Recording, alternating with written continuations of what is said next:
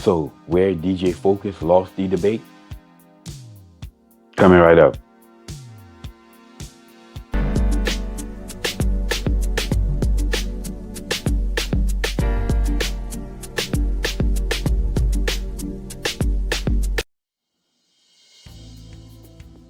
What's up, y'all? Welcome back to Common Sense Logical Reason. And as always, I'm going to say thank y'all for joining me today. So, I've talked before about a gentleman by the name of Unbiased Ron. He contacted me based off of watching, I guess, some of my videos. And he wanted to have a discussion with me about my views. And basically, he's a typical black person who's been brainwashed by all the nonsense, the rhetoric. He heard the lie big enough, long enough, and loud enough that he believes it.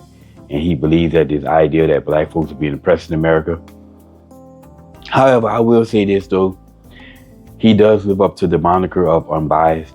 He is very unbiased. You can tell when he's listening. He's listening to hear what you have to say and not just listening to respond. So I give him that. But then he brought me back on to have another discussion with him. But it ended up being a debate with somebody he knew, a guy by the name of DJ Focus. Now, DJ Focus is one of those black people, one of those who've been so brainwashed by race that they would take black victimhoods right into the lake of fire. They will be tossed in the pits of hell, and he's gonna be grasping on the black victimhood. That's how brainwashed so many blacks are. Anyway, we had a debate, and it was almost a 2.5-hour debate, mostly because he was very long-winded. And that right there, when someone is very long-winded, that's usually a sign that they are brainwashed and they're repeating a lot of things that they were told. And he just repeated all the rhetorical nonsense that he was brainwashed with.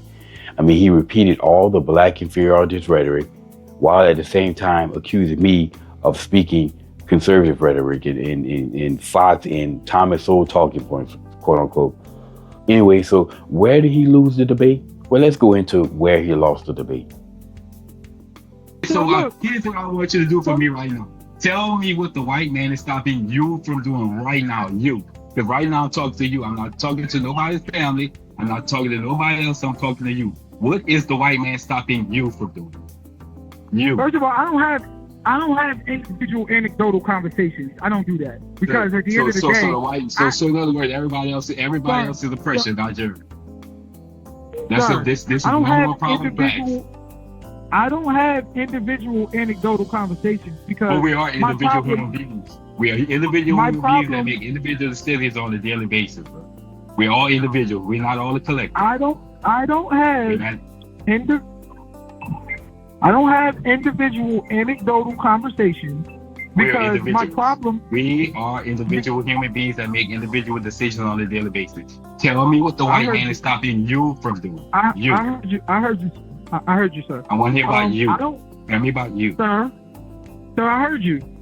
Now, I don't have individual anecdotal conversations because I don't know because you're not being held back. Because you're not. I already told my everybody. I take you. Tell me how the white man is stopping you. Okay, let me finish. I don't have individual anecdotal conversations because you can't tell me how you're being individually held back. You gotta change to group collective oppression in order to be a victim. That's why. No, sir. I have to go to group collective. Because you're collective as a group. Sir. I asked you to tell me about you, and you still keep talking about what everybody else with the pharmaceutical industry did. You don't know about these people. I'll talk to you. Tell me about you. Tell me about you. Sir, I don't have individual anecdotal conversations because we're not having an individual. Excuse me, sir. We are individuals. We are individual human beings that make individual decisions. I'm talking. I heard everything you said. I heard you. I want to hear about you. Tell me about you. I don't want to hear about nobody else. I don't want to hear about nobody's parents, nobody's child. Now let me respond. Tell me about you. I heard you, sir. Now let me respond. So I don't have individual anecdotal conversations. Because this is not an individual argument. My problem is not an individual argument. If we were having an individual argument, I would take that person, I would analyze that person's life, analyze that person's upbringing, see exactly where he went wrong, and then I would determine his individual culpability in his life. Okay, well, do that about you. Do that about you. I do believe, sir, let me finish. Yeah, CR, you gotta let him finish because you asked a question and he's giving you an answer. I do believe individually, based upon someone's anecdotal situation and upbringing, they have higher or lower culpability in the outcome of their life. I 100% believe that. Mama took you to church every damn weekend. You knew right from wrong. You still went outside to ride with them boys and shoot that young boy. Yeah, you listened to rap music and that was controlled by them and they pushed that on you. I understand that, but you had an opposite a force there. You was at church every damn weekend. You come up in the barbershop where Brother Raheem was teaching you all that good black talk, all that good talk, and you knew right from wrong, and you understood on a deep level what was right and wrong. Yes, you hold a higher culpability individually. You absolutely do. But adversely, you have people who came up and defied those odds, who grew up in the hood, who grew up in bad circumstances, whose parents weren't necessarily there to teach them the right way, but they went out and they became good individuals. That moral compass was that of enough to make them good individuals. And yes, they should be respected for that. And we should be able to look at them as examples and say, look, he did it, you could do it. I'm down with all of that individually. But this ain't an individual conversation because no one man can rise above the status of his or her people. And if that one person was able to slip through the cracks while we watch the system put in place all of these different snares that are disaffecting the people as a whole, I'm going to talk about the snares. I'm going to talk about the collective group oppression because we're talking about the collective group numbers. What we're talking about. We talk about black people as a whole. Black people disproportionately commit more crimes. Look at the numbers. Look at the data. Black people disproportionately in jail. Look at the numbers. Look at the data. We're talking about the group. We're talking about the group. Sir, we're talking about the group collective. Okay, so but I'm still waiting on you. I'm waiting on you. Tell me, I'm still waiting on you, brother. Tell me how the white man is stopping 30 you. seconds and then you can let everybody come in and tell how they'll be held back. I'm talking to you right now. I'm not talking to all those other people. I'm speaking to you right now. Collective, the group data, how the group is disproportionately affected, how the group face globalization, how the group face the prison industrial complex, how the group face the mass exodus of fathers from the home, and how the group face criminalization, how the group face the influx of drugs in the community. And we have to now talk about the group collective and the program, rules, laws, and policies that affected each group disproportionately. Therefore, it impacted you how? Which impacted you how? How did all that stuff impacted you? Well, it's affected me great dearly, but I'm not going to stopping you from what? I'm not going to blame anybody. Listen, sir, I was too affected product of my environment. Okay, I too grew up. My father was a great father. He taught me well, but I also had the streets pulling at me, if you will. Okay, my block, different ones on me, peer pressure, the music that I was listening to, gangster rap, all of these, the media, the images that permeated my mind as a young black man growing up, that is prepared by the masses of the people. And guess what? I perpetuated to the masses of the people, and that did disproportionately affect me. I grew up in a good home. I still went out and sold drugs. I still went out, ran around with guns. I still went out and did all of that stuff. I did all that bullshit. But I got to a point where the lessons that my father taught me ended up predominating, and then I was able to go out and succeed. I was able to go to college. I was able to get my own business, you know what I'm saying? Where I'm doing good now. I got a beautiful wife, beautiful kids, nice big house, and I'm doing good.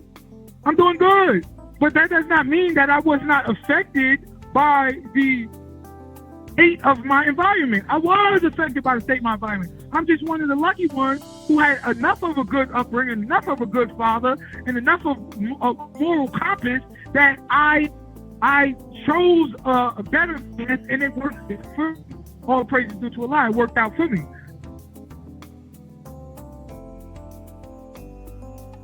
Now, that was an 8-minute segment of the debate that we had. Now, the reason why I played this whole 8 minutes was to make a certain point. Now, I asked him to tell me how he was being held back by the system. Not no we, us, not him talking about what the system is doing to black people as a whole. I asked him to tell me about him.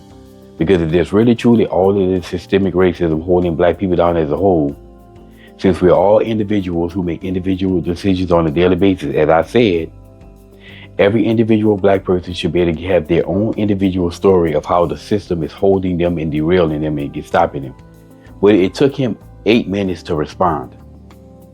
That's why the video is 8 minutes, or that clip is 8 minutes long. And he kept deflecting, kept talking about he don't make individual anecdotal arguments or conversations. He doesn't have those conversations. And the reason why he was doing that is because he didn't have an answer. He did not have an answer. He couldn't answer the question. That's why he was deflecting.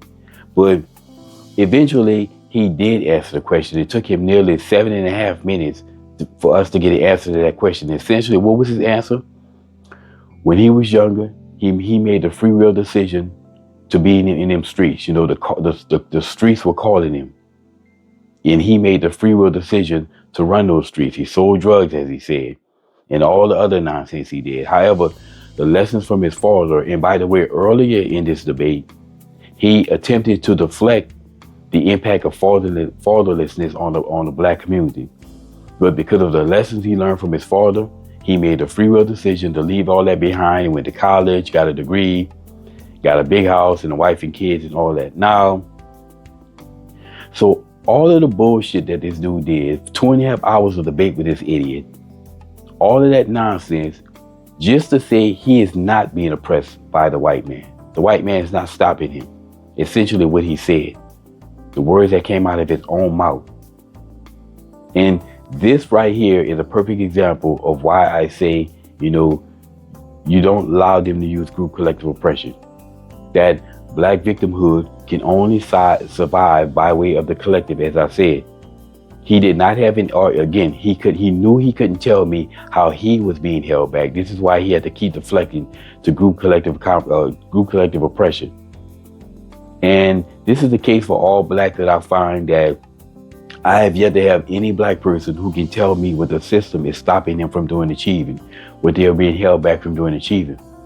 So all black people you hear crying victimhood, they're all crying victimhood from the standpoint of somebody else's oppression and never theirs. And if all of these black people keep making arguments from the standpoint of the collective, but never theirs, then they all have these arguments based off of nothing. Because nobody's being oppressed. Nobody can tell you how they're being oppressed. So nobody's being oppressed. And if all they can do is cling to the collective, that lets you know there really truly is no oppression in America. Because, again, if everybody's clinging to somebody else's oppression but their own, then nobody has any oppression of their own, and therefore there is no oppression. Yet again, this is why you don't allow group collective oppression. Perfect example of a black person needing group collective oppression to be a victim. And again, all he did, like I said, if you want to listen to the whole debate, I spent the whole time talking about personal responsibility, and he kept deflecting away from it to cry about the system. Anyway, so he actually lost the debate when he couldn't tell me what he was being held back from doing achieving. And inevitably, he told us that he wasn't being held back from anything. So everything that came out of his mouth is just straight BS. So like I said, never allow group collective oppression. When I say that, I'm not just saying it for nothing. Because without group collective oppression, there would be no black victimhood. And anyone who allows it is only placating into black victimhood. So I want it to end. But anyway, like I said, he lost the debate. Clearly he lost the debate, because if there really truly was all this systemic racism, he would have been to tell us how it's stopping him. But he couldn't, as y'all see. Anyway, y'all, as always, until next time.